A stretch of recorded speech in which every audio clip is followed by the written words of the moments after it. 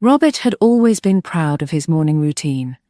Up at 6:30, a banana, a stretch, then his 45-minute walk around the neighborhood.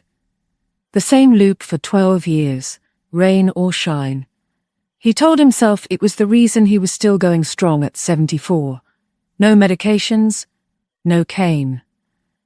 No doctor visits, apart from checkups. But lately, something had changed.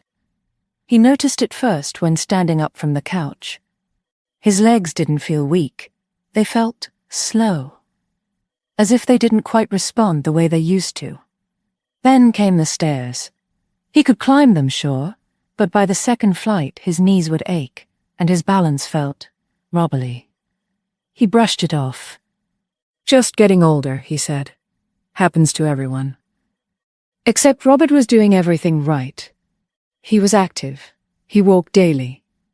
He avoided junk food. So why did his body feel like it was beginning to slip? His doctor answered the question with one sentence. Robert, walking is good, but it's not enough anymore. That's the hard truth most older adults aren't told. We've been taught that movement equals health, that a walk a day keeps the problems away. But after 70, your body changes. The rules change. And if walking becomes your only form of exercise, it can silently accelerate the very decline you're trying to prevent. It sounds counterintuitive. Isn't walking gentle? Safe? Isn't it better than sitting all day? Yes, but only to a point. Walking keeps you moving, but it doesn't preserve muscle. It doesn't challenge your balance. It doesn't stretch your joints through full ranges of motion.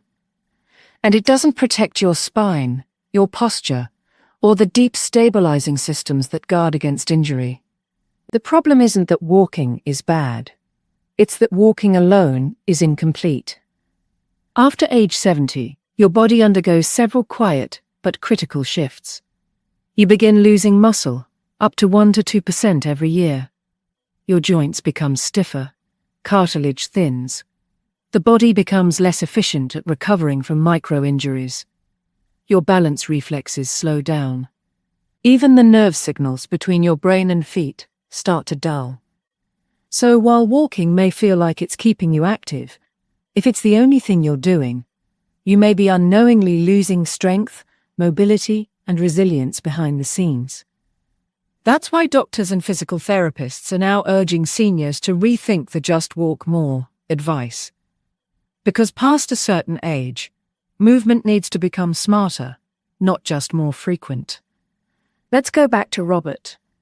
His doctor gave him a choice: continue relying on his daily walks and likely see a slow decline in leg strength and joint comfort, or start including 5 simple but powerful forms of movement designed specifically for aging bodies.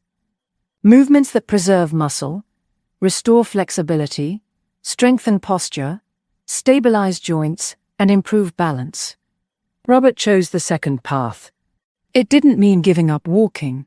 It meant upgrading his routine, adding the things walking doesn't cover. And within months, he felt stronger. His knees stopped aching on the stairs. He stood taller. He even caught himself picking up a heavy box in the garage and smiling, because he hadn't noticed his back brace, or needed it. This isn't just about Robert. It's about you, and the years ahead of you. Because after 70, the secret to longevity isn't just about staying active. It's about staying structurally sound, preserving the foundation. Muscle, bone, balance, posture. That's what the next 4 parts of this video are going to show you.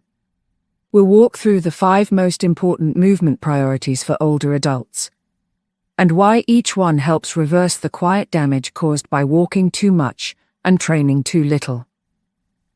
And by the end, you'll not only understand what to do, but why it matters more now than ever before. If you're watching this and thinking, that sounds like me, you're not alone. Most seniors are never told how exercise must evolve after 70. But now, you know. And that's the first step towards strength. If you're over 70, there's something happening inside your body right now, even if you feel perfectly fine. It's called sarcopenia, the gradual, invisible loss of muscle mass. It doesn't come with a dramatic warning. There's no pain, no sudden symptom. It just happens. Until one day, you reach to lift a bag of groceries and realize it's heavier than it used to be. Or you stand up from a chair and feel your knees strain. Or worse, you fall. This is the slow erosion of strength that sneaks up on millions of older adults, not because they're inactive, but because they're not training their muscles anymore. You see, walking uses your legs, yes, but it doesn't challenge them. It doesn't signal to your body. We need to maintain strength. Without that challenge, your muscles quietly atrophy, and your independence follows close behind. Muscle mass isn't just about physical strength. It's about metabolism, balance, immune function, and even brain health. Research shows that seniors with more muscle have a lower risk of diabetes, cognitive decline, and hospitalization. In fact, muscle mass is one of the strongest predictors of longevity after 70. Not blood pressure, not weight, muscle. But most older adults don't realize this. They think, I walk every day. That's enough. It's not. Let's return to Robert, the 74-year-old from part 1. He walked daily, never missed a step. But when his doctor tested his leg strength using a simple chair rise test, the results were alarming. He struggled to stand up without using his arms. His thigh muscles, which had once supported hikes and heavy lifting, had faded. Quietly, predictably, like they do for millions. The good news is that muscle can be rebuilt at any age. Studies have shown that even people in their 90s can gain strength with the right kind of training. So what should you do? You don't need to become a bodybuilder. You don't need a gym. What you need is progressive resistance. Movements that challenge your muscles just enough to stimulate growth and repair. That might mean sitting and standing from a chair slowly, without using your hands. Using light resistance bands to pull, push, and stretch. Lifting simple household objects, like soup cans or water bottles, in a controlled way. Doing wall push-ups or seated leg raises. Consistency is key. Just 10 to 15 minutes, 3 times a week, can make a life-changing difference. After just 1 month of incorporating these movements, Robert noticed his legs felt more stable. He no longer had to pause halfway up the stairs. He even caught himself squatting down to tie his shoes, something he hadn't done comfortably in years. There's another hidden benefit too. Fall prevention. When your muscles are strong, especially your legs and core, your chances of tripping, stumbling, or collapsing shrink dramatically. And considering that falls are the leading cause of injury-related death in older adults, that's no small thing. You might be wondering, how do I know if I've lost muscle? Here's a quick test. Sit in a firm chair. Cross your arms over your chest. Now stand up without using your hands. If you struggle, wobble, or need momentum, that's your body telling you it's time to strengthen. And here's the truth most people won't say out loud. The difference between someone who lives independently at 85 and someone who needs help with daily tasks often comes down to one thing: muscle mass. So if you've spent years walking, keep walking. But now, start training. Because your strength is your future, and it's never too late to get it back. You can have strong legs. You can walk every day. And yet, one wrong step, one slippery tile, one distracted moment, and you're on the ground. After 70, this is the silent truth. It's not just weakness that causes falls. It's balance, or rather, the slow, quiet loss of it. Most people assume balance is a natural ability, something you're either born with or lose entirely. But in reality, Balance is a skill, one that can be trained, sharpened, and restored. And if you don't train it, it fades. Let's go back to Edward, 76, active, still mowing his own lawn. He thought he was doing everything right. But then, one morning, while stepping off the curb, his foot caught the edge. Just a tiny misalignment. He stumbled, flung his arms out, just barely caught a railing. No broken bones, just shaken nerves. That was his warning. His doctor later explained, as we age, the tiny stabilizing muscles in our feet, ankles, and hips begin to weaken. Our reflexes slow. Our inner ear, which helps with spatial orientation, becomes less sensitive. And if we're not actively retraining those systems, even a light breeze can send us wobbling. What's worse, walking doesn't help much here. In fact, walking on flat, predictable surfaces doesn't challenge your balance at all. It might even give you a false sense of security. So what does help? Balance-specific training. Simple, focused movements that wake up the stabilizers, rewire the nervous system, and teach the body to respond faster. Start with this. Stand near a counter. Lift one foot slightly off the floor. Hold that position for 10 seconds. Now try it with the other foot. Was it easy? Or did you wobble, clench, reach for support? This test alone can reveal more about your fall risk than any blood test, because most falls happen during transitions, stepping up, stepping down, turning quickly. All moments where balance is required, and where many older bodies now struggle. But the good news is, balance can be trained back. Here are 3 simple exercises you can do at home. Heel-to-toe walk. Take 10 slow steps in a straight line, placing one foot directly in front of the other, heel to toe. It's harder than it sounds, and highly effective. Weight shifts. Stand with feet hip-width apart. Gently shift your weight from one leg to the other, holding for a few seconds on each side. This builds proprioception, your body's awareness of itself in space. Single leg stance. Like the test earlier, lift one foot off the ground for 10 to 30 seconds. Increase time as you get steadier. You don't need fancy equipment. You don't need to leave your home. But what you do need is intention. Edward committed to 5 minutes of balance training every morning, right after brushing his teeth. Within a few weeks, he noticed a difference. He no longer leaned against the wall to put on socks. He didn't flinch when stepping onto uneven pavement. He felt sure-footed and confident again. There's another hidden benefit. Balance training improves posture and reduces joint strain. When your body is aligned and responsive, your movements become smoother, more efficient, and less taxing on the knees and hips. And most importantly, it gives you peace of mind. No more walking like you're stepping through a minefield. No more fear of falling at night or on stairs. So the next time you go for a walk, ask yourself, am I training my balance too? Or am I just going through the motions, hoping strength alone will protect me? Because the truth is, strength without balance is like a ship with no rudder.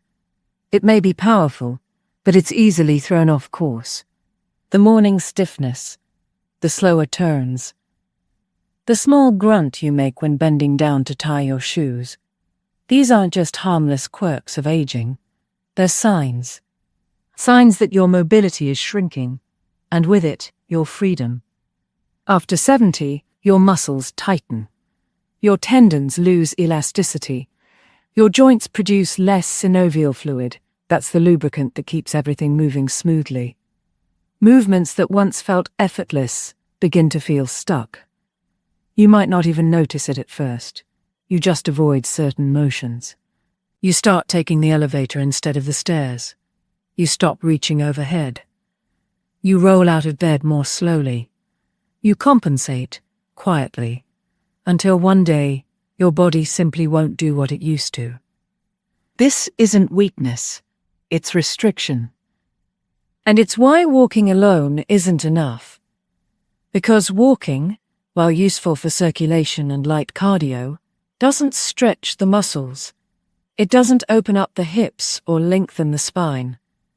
It doesn't address the quiet, creeping rigidity that makes falls more likely, pain more frequent, and independence more fragile. Let's talk about Walter. Walter is 78. He's proud that he still walks every day. But recently, he noticed something strange. When he reached back to put on his jacket, his shoulder felt tight. When he tried to grab something from the floor, he had to bend his knees. A lot. His lower back started complaining during those morning walks. And getting in and out of the car, a slow, awkward shuffle. His doctor didn't prescribe pain meds. He prescribed mobility work. So Walter began small. Shoulder circles, neck rotations, hip openers while sitting on a sturdy chair.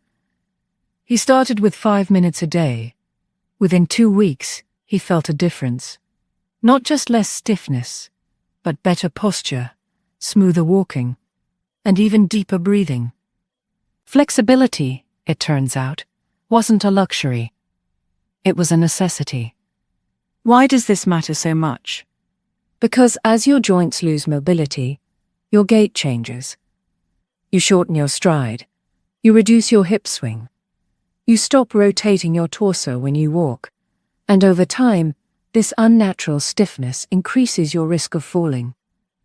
It also drains your energy. Every movement becomes harder because your body is resisting itself. And here's the scary part. Most people don't notice until it's already costing them. But you can reverse it. You can reclaim your range of motion, not with deep yoga poses or extreme stretches, but with gentle, consistent movements that signal to your body, we still need this. Keep it open. Here are 3 stretches every senior should be doing. D to chest stretch, lying down or seated. Gently brings the lower back and hips into motion. Hold for 15 to 30 seconds. Overhead reach with interlaced fingers. Done standing or seated, this opens the spine and shoulders.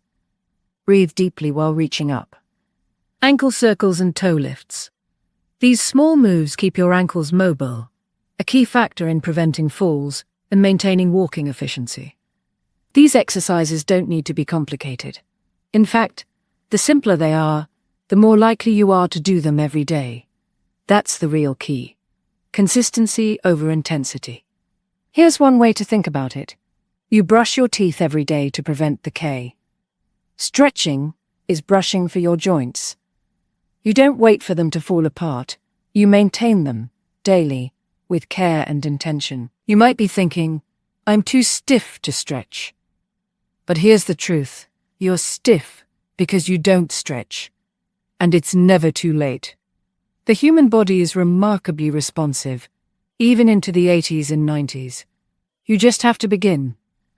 So the next time you go for your daily walk, take 5 minutes before or after to stretch.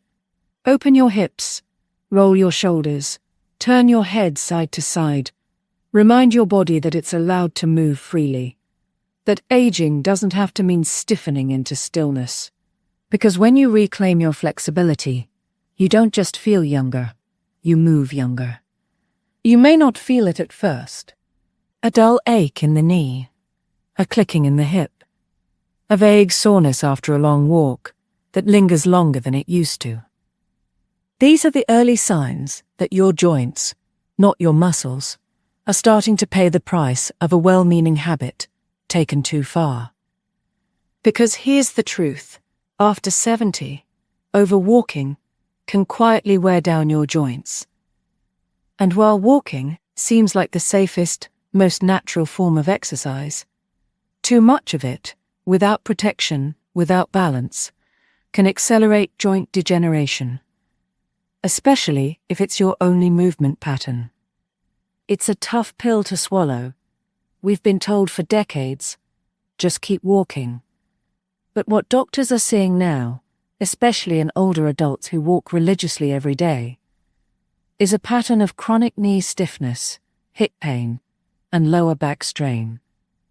Not because walking is bad, but because the joints supporting that walk aren't getting the variety, rest, or care they need. Let me explain what's happening inside your body.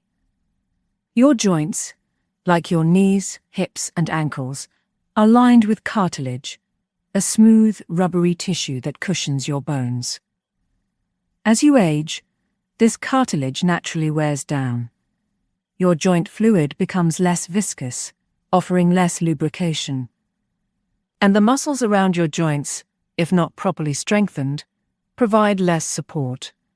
Now, imagine walking several miles a day on joints that are under-lubricated, under-supported, and slightly inflamed.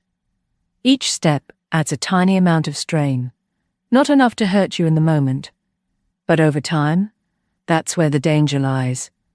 Repetition without recovery equals breakdown. This is exactly what happened to Raymond, 77. For years, he walked an hour every morning without fail. But gradually, he noticed his knees became sore, his hips stiff, and his gait, once smooth, now felt labored. He thought it was aging. But when his orthopedic specialist looked deeper, it was clear. The repetitive impact was breaking his joints down faster than his body could repair them. So, what's the solution? It's not to stop moving, it's to move smarter. And that starts with incorporating low-impact, joint-friendly activities that reduce wear while maintaining mobility, circulation, and strength. Here are a few of the best options. Swimming or water aerobics. The buoyancy of water supports your joints, allowing you to move freely without impact. Water also offers natural resistance, which helps build strength. Cycling, especially stationary bikes. This is an excellent way to maintain cardiovascular health and leg strength while sparing the knees and hips from the pounding of concrete. Tai Chi or slow flow yoga. These gentle practices improve balance, flexibility, and posture, all while easing pressure on their joints and improving body awareness. Chair-based exercises. Perfect for those with limited mobility. You can work your arms, legs, and core from a stable seated position, reducing fall risk while still engaging your body. Foam rolling and mobility drills. These restore joint lubrication and muscle elasticity, especially when used after a walk or physical activity. The key is to rotate your movements. Give your joints different experiences. When walking is balanced with other motions, your body stays adaptable. Your joints stay nourished, your tissues stay hydrated and elastic. So what does this look like in a weekly routine?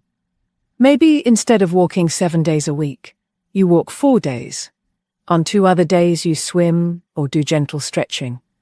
On the remaining day, you focus entirely on strength and balance. This kind of diversity doesn't weaken your walking, it strengthens your ability to keep walking without pain for many years to come. Let's be clear, walking is not the villain here.